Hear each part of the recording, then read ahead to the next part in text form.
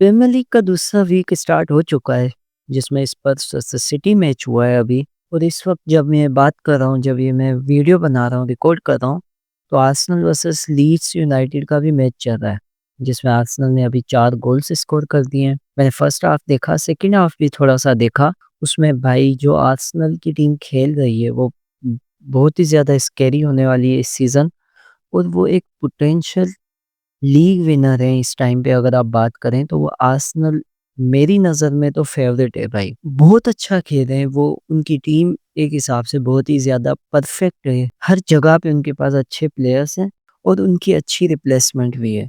अगर आप left wing पे उनको प्रॉब्लम थी, लेकिन अभी वो अटैक में इज़े को भी लेके आ गए हैं, वो भी बहुत अच्छा प्लेयर है। उनके पास बहुत अच्छी मिडफ़ील्ड है, डिफेंस है, अटैक है, तो उनके ऊपर भी बात करेंगे। लेकिन फ़िलहाल जिसके ऊपर बात होगी वो होगी मैन सिटी। और मैन सिटी के साथ जो कुछ हुआ है, कहीं न कहीं तो पता ही होता है कि भाई ये होने ही वाला था, क्योंकि स्पर्स तो भाई हर बार मैन सिटी के साथ यही करती है। हर बार स्पर्स जो है ना, सिटी को हरा के जाती है, फिर वो इत्तेहाद हो या उनका होम हो, अवे हो, कुछ भी हो, स्पर्स के अगेंस्ट अगर मैच है सिटी का, तो कहीं न कहीं स्पर्स वो जीतेगी। ओड्स ज़्यादा हाई होते हैं स्पर्स के। लास्ट सीज़न जब सिटी ने इतना अच्छा गेम खेला, इतना अच्छा स्टार्ट किया, सब उनके बारे में बात कर रहे थे, तो कहीं न कहीं कहाँ प्रॉब्लम आई, क्या खराब हुआ, क्या हुआ ऐसा कि सिटी का इतना बुरा गेम हुआ? वो होम पे इतनी बुरी तरह ज़लील हुए हैं, तो ऐसा क्या है? क्या गलतियाँ हुई? कहाँ पे गलत था पेप गार्डियोला या मैनचेस्टर सिटी? तो उसके ऊपर बात करेंगे। तो मसला कहाँ है? ऐसी प्रॉब्लम कहाँ आ रही है? अगर आप लास्ट वीक बात करें तो मैन सिटी ने इतना अच्छा गेम खेला, इस वीक उन्होंने बिल्कुल ही उसका उल्टा खेला। तो ऐसी क्या प्रॉब्लम है? देखो, कहीं न कहीं प्रॉब्लम है सिटी की स्टार्टिंग लाइनअप में और पेप गार्डियोला की ओवरथिंकिंग में। देखो, अगर आप बात करो स्टार्टिंग लाइनअप की, तो लास्ट वीक वो बहुत ही ज़्यादा डिफरेंट थी। इस वीक हाँ, कुछ ज़्यादा बड़े चेंजेस नहीं थे, लेकिन कहीं न कहीं जो छोटे चेंजेस हैं, वो बहुत सी चीज़ें चेंज कर देती हैं। जैसे विंग पे अगर डोकू की जगह पे उमर मार्मूश है, तो आपकी प्लेइंग स्टाइल है वो बहुत ज़्यादा चेंज हो जाता है। बहुत ज़्यादा डिफरेंट वे में आप खेलते हो, क्योंकि मार्मूश विंग के ऊपर नहीं खेलता, वो इनसाइड आता है, स्ट्राइकर के साथ खेलता है या मेन स्ट्राइकर के रोल में वो खेलता है। तो उसकी जगह पे उसको अगर आप विंग पे खिलाओगे तो बहुत सी चीज़ें चेंज हो जाएँगी। वो वहाँ पे स्टे नहीं करेगा, वाइड नहीं जाएगा, अगर जाएगा भी तो वो उस लेवल पे आपको वो वि वो खिंचाव जो है उनके ओपोनेंट के डिफेंस का, वो नहीं प्रोवाइड कर सकता जो डोकू देगा आपको। तो सबसे बड़ा प्रॉब्लम था सिटी का मार्मूश को स्टार्ट करना डोकू की जगह। डोकू आपको बहुत ही ज़्यादा इम्पोर्टेंट है, डोकू आपकी लाइनअप में, डोकू की ज़रूरत आपको है। डोकू अगर गोल स्कोर ना करके दे, आपको असिस्ट ना दे, जो कि मैंने पहले भी बात की, वो एटलीस्ट 2 प्लेयर्स उसको चाहिए जो उसको मार्क करें। जो जब वो सब इन हुआ था, जब वो टीम के लिए आया था, पिच के ऊपर आया था, तब भी यही हुआ था। उसको मार्क करने के लिए 2 प्लेयर्स थे। उसके अलावा और भी डिफेंस खींच रहा था उसकी तरफ, क्योंकि सबको पता है, जब वो भागता हुआ आएगा, वो बॉल लेके आएगा, तो वो कम से कम 2 प्लेयर्स को तो ड्रिबल करेगा ही करेगा।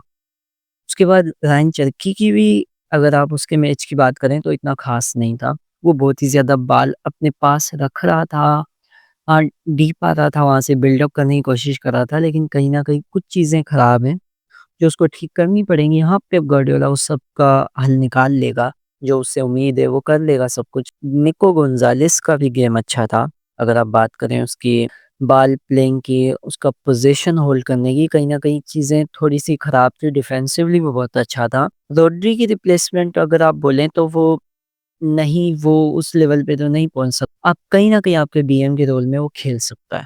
जेम्स ट्रैफर्ड से भी गलतियाँ हुई, लेकिन हाँ, वो अभी यंग है, उसका नया स्टार्ट है, अभी वो लीग में आया है। उसके अलावा अगर आप बात करें तो उसमें वो एक्सपीरियंस नहीं है, वो चीज़ें कहीं न कहीं ठीक होंगी। बॉल के ऊपर वो बहुत बुरा है। अगर आप एडरसन की बात करें, वो आपका एक बिल्डअप में हेल्प करता है, वो आपका एक एक्स्ट्रा मिडफ़ील्डर जिसे कहते हैं या डिफेंडर कहते हैं, वो है बॉल के साथ एडरसन आपका। लेकिन जेम्स ट्रैफर्ड वो सब कुछ नहीं कर सकता। हाँ, वो बॉल अगर रोकने की बात आए, शूट जो है उसको रोकने की बात आए, तो वहाँ पे ट्रैफर्ड बहुत अच्छा है। शॉट स्टॉप करने में बहुत अच्छा है, लेकिन कहीं न कहीं बॉल के साथ वो इतना ख़ास नहीं है। लेकिन एडरसन को इस वे में रिप्लेस करना बहुत ही ज़्यादा मुश्किल है। एल नूरी जो कि इंजरी की वजह से बाहर चला गया था, या डिफेंसिवली वो बहुत अच्छा है लेफ्ट बैक की पोजीशन के ऊपर। मुझे इतनी उम्मीद नहीं थी उससे कि वो डिफेंसिवली इतना अच्छा करेगा जब साइनिंग हुई थी, लेकिन डिफेंसिवली वो जो कुछ कर रहा है वो बहुत अच्छा है। उसके अलावा Ruben Dias with John Stones बहुत अच्छी पेयरिंग है। कहीं न कहीं कुछ चीज़ें खराब हैं, लेकिन वो ठीक हो जाएँगी टाइम के साथ, क्योंकि वो मिस कर रहे हैं सिर्फ़ और सिर्फ़ एक लीडर को, जो कि रोड्री आएगा, तो रोड्री वो पिच के ऊपर वो सब कुछ करेगा, वो बॉल होल्ड करेगा, आपको पोज़ीशन में हेल्प करेगा। उस चीज़ को वो कहीं न कहीं मिस कर रहे हैं। उसके बाद फिर डियाज़ की परफ़ॉर्मेंस भी बूस्ट होगी और जॉन स्टोन्स की भी होगी। सबसे बड़ा प्रॉब्लम है इनकी राइट बैक की पोज़ीशन, वहाँ पे रिको लेविस। रिको लेविस किसी भी हाल में आपके राइट बैक की पोजीशन पे सूटेड नहीं है, अगर आप एक डिफेंडर, एक सॉलिड डिफेंडर को देख रहे हैं।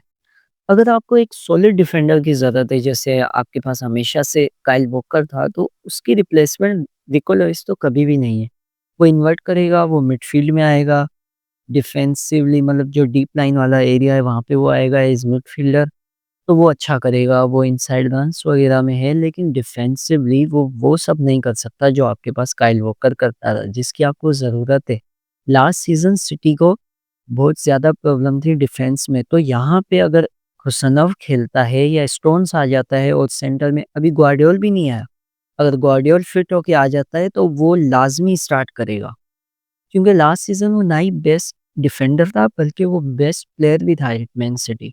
नूरी को रिप्लेस नहीं करेगा, भले नूरी अगर फिट है या उसके अलावा अगर वो इंजरी जो कि ना हो, क्योंकि इस वक़्त सिटी को ज़रूरत है। अगर नूरी जो है वो फिट होता है, तो 100% वो लेफ्ट बैक की पोज़ीशन पे खेलेगा। सेंटर में आपको ग्वार्डियोल नज़र आएगा विद रूबन डियास। तो जॉन स्टोन्स क्या राइट बैक की पोज़ीशन पे जो शिफ्ट होंगे, या उसकी जगह पे वो मिडफ़ील्ड में आएँगे जैसे ट्रेबल के सीज़न में उसने खेला था। तो इसके ऊपर बहुत ज़्यादा मतलब मुझे तो ये लगता है कि सिटी को बैक थ्री के साथ जाना चाहिए। स्टोन्स विद रॉड्री जैसे वो खेलते थे, उन्होंने ट्रेबल सीज़न में खेला था, वैसे ही उन्हें खेलना चाहिए जो कि मुझे लगता है। पर वहीं पे बात होगी भाई पेप गार्डियोला के दिमाग में जो कुछ चलता है, उसको तो हम कभी भी मतलब सोच भी नहीं सकते वो क्या करता है भाई। हर बार जब आप सोचोगे कि ये लाइनअप आएगी, पेप गार्डियोला उसको बिल्कुल उल्टा कर देता है। बहुत सी चीज़ें उसकी ओवरथिंकिंग की वजह से खराब होती हैं। अगर सिटी की विंग्स पे बात करें तो भाई राइट विंग पे अभी ऑस्कर बोब बहुत अच्छा कर रहा है, और जो कुछ वो खेल रहा है तो कहीं न कहीं पे ये तो लग रहा है कि वो सिटी का परमानेंट स्टार्टर है एट राइट विंग। मुझे भी ऐसा लग रहा है कि राइट विंग पे वो खेलेगा। हाँ, बहुत अच्छा प्लेयर है, नो डाउट वो बहुत अच्छा प्लेयर है। ऐसा नहीं है कि वो बुरा है, लेकिन कहीं न कहीं वो आपका गोल स्कोरिंग विंगर नहीं है। अगर आपको एक गोल स्कोरिंग विंगर की ज़रूरत है जो आपको 20-25 गोल पर सीज़न दे, वो ओस्कर बोब नहीं है। ओस्कर बोब कहीं न कहीं आपको क्रॉसेस देगा, आप फिनिशिंग करें, वो आपको एक अच्छे इस असिस्ट प्रोवाइड कर सकता है, लेकिन गोल स्कोरिंग विंगर वो नहीं है। इस season find of the season जो आपको मैं बताऊँ ना, वो अगर पूरी प्रीमियर लीग में होगा, तो वो ओस्कर बोब होगा। लेकिन कहीं न कहीं सिटी की विंग्स के ऊपर प्रॉब्लम है। अभी फिल फोर्डिन भी आएगा, फिल फोर्डिन कहाँ खेलेगा इसके ऊपर भी बात होगी। क्योंकि अभी वो एज सब्स्टिट्यूट आया था, उसका गेम बहुत अच्छा था। क्योंकि रॉड्री और फोर्डिन से पहले पूरे सेकंड हाफ में सिटी ने कोई शॉट ऑन टारगेट ही नहीं खेला। जिसकी वजह से ये चीज़ समझ में आ रही थी कि सिटी के पास प्रॉब्लम्स हैं। सिटी हालांड तक बॉल ही नहीं पहुँचा पा रही। ज़्यादा से ज़्यादा वो एक क्रॉस मार रहे हैं, ऊपर से शॉट खेल रहे हैं, जिसके बाद हालांड एक हेडर स्कोर करने की कोशिश कर रहा है, लेकिन इतना आसान नहीं है एक अच्छे डिफेंस के बीच में। तो कहीं न कहीं ये चीज़ें खराब है। सिटी अपने बेस्ट प्लेयर तक बॉल पहुँचा नहीं पा रही, यही प्रॉब्लम है। अगर हालांड तक बॉल पहुँच जाएगी तो हालांड उसके साथ जो करेगा वो सबको पता है। अगर चरकी के पास बॉल पहुँचती है तो चरकी बॉल के ऊपर बहुत अच्छा है। फोर्डिन को मिलती है, राइंडर्स को मिलती है या मार्मूश को बॉल मिलती है, तो बॉल के ऊपर वो बहुत अच्छा है। लेकिन जो आपके फिनिशर हैं, फाइनल थर्ड में जो आपके प्लेयर हैं, उनके पास बॉल नहीं पहुँच रही, असल मसला ही है ये।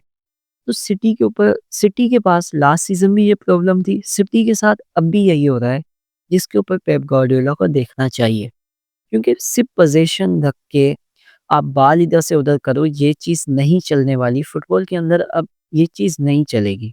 ये तो सबको समझ आ गई। बहुत सी टीम्स, अगर आप छोटी टीम्स की बात करें, जैसे लास्ट सीज़न नॉटिंघम फॉरेस्ट थी, तो वो बहुत ज़्यादा डायरेक्ट फुटबॉल खेलने वाले थे। और उन्होंने खेली, जिसके ऊपर पेप गार्डियोला ने भी बहुत ज़्यादा उनकी तारीफ़ की थी। तो कहीं न कहीं मैं चाहूँगा कि वो सिस्टम पेप गार्डियोला अपने सिस्टम में ऐड करे और इस चीज़ को और ज़्यादा बेहतर से बेहतर करे।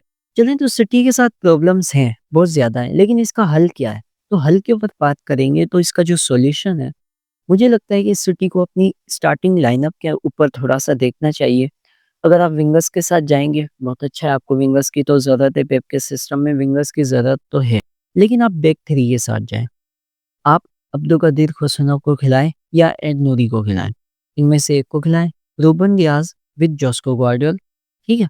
ये बैक थ्री हो गया आपके। उसके साथ आपको रोड्री और जॉन स्टोन्स मिडफ़ील्ड में चाहिए, क्योंकि जॉन स्टोन बहुत अच्छा प्लेयर है भाई, बहुत अच्छा अगर डिफेंडर की बात करें या बॉल के ऊपर अगर बिल्डअप की बात करें तो उसमें जॉन स्टोन्स बहुत अच्छा है। सिटी का one of the best defender है इस टाइम पे बिल्डअप को लेके। राइंडर्स और चरकी खेलेंगे सेंटर में, जिसके बाद लेफ्ट विंग में आपको डोकू की ज़रूरत है। डोकू तो बहुत ज़्यादा इंपॉर्टेंट है। जैसे आप हालन को नहीं निकाल सकते, वैसे आप डोकू को नहीं निकाल सकते। अगर मेरे ओपिनियन की बात करें तो ऐसा ही होना चाहिए। राइट विंग पे ऑस्कर वो बहुत अच्छा खेल रहा है, लेकिन कहीं न कहीं वहाँ पे आपको फोर्डिन की ज़रूरत है। फोर्डिन एक बहुत अच्छा गोल स्कोरर है। वो बहुत अच्छा है जब चांसेस क्रिएट करने की बात आए। फोर्डिन अननेसेसरी ड्रिबल्स ये चीज़ आप उससे एक्सपेक्ट नहीं कर सकते। लेकिन जब उसके पैरों में बाल होगी, तो वो कहीं न कहीं आपको चांसेस क्रिएट करके देगा, गोल स्कोर करके देगा। तो इस चीज़ की ज़रूरत है सिटी को, उन ड्रिबलिंग और इन फ्लेयर से बहुत ज़्यादा। देखो, कहीं न कहीं सिटी को वापस आना चाहिए, क्योंकि अगर सिटी टाइटल रेस से बाहर होगी, तो फिर प्रीमियर लीग वन साइडेड हो जाएगी। जैसे लास्ट सीज़न हुआ था, वैसे ही इस सीज़न होगा। फिर वो आर्सेनल और लिवरपूल के बीच में आप बोल सकते हैं कि ये लोग लड़ेंगे ब्ला-ब्ला, लेकिन आर्सेनल बहुत ही ज़्यादा बैलेंस साइड है। लिवरपूल को प्रॉब्लम्स हो सकती हैं, जो कि होंगी, ठीक है? ये एक प्रेडिक्शन भी समझ लें या एक ऑब्वियस एक इंसान का दिमाग जो समझ सकता है, आप वो भी समझ लें। लेकिन कहीं न कहीं लिवरपूल को प्रॉब्लम्स होंगी। आर्सेनल की एक बैलेंस साइड है, आर्सेनल लीग जीत सकती है। उसे रोकने के लिए आपको सिटी की ज़रूरत है। तो एक अगर टाइटल रेस की आप बात करें, एक एन्जॉय करना चाहते हैं आप टाइटल रेस को, तो सिटी का होना बहुत ही ज़्यादा ज़रूरी है। उम्मीद मुझे भी है कि सिटी वापस आएगी, आपको भी होनी चाहिए अगर आप सिटी फैन हैं। अगर आप नहीं हैं, तो एन्जॉय करें।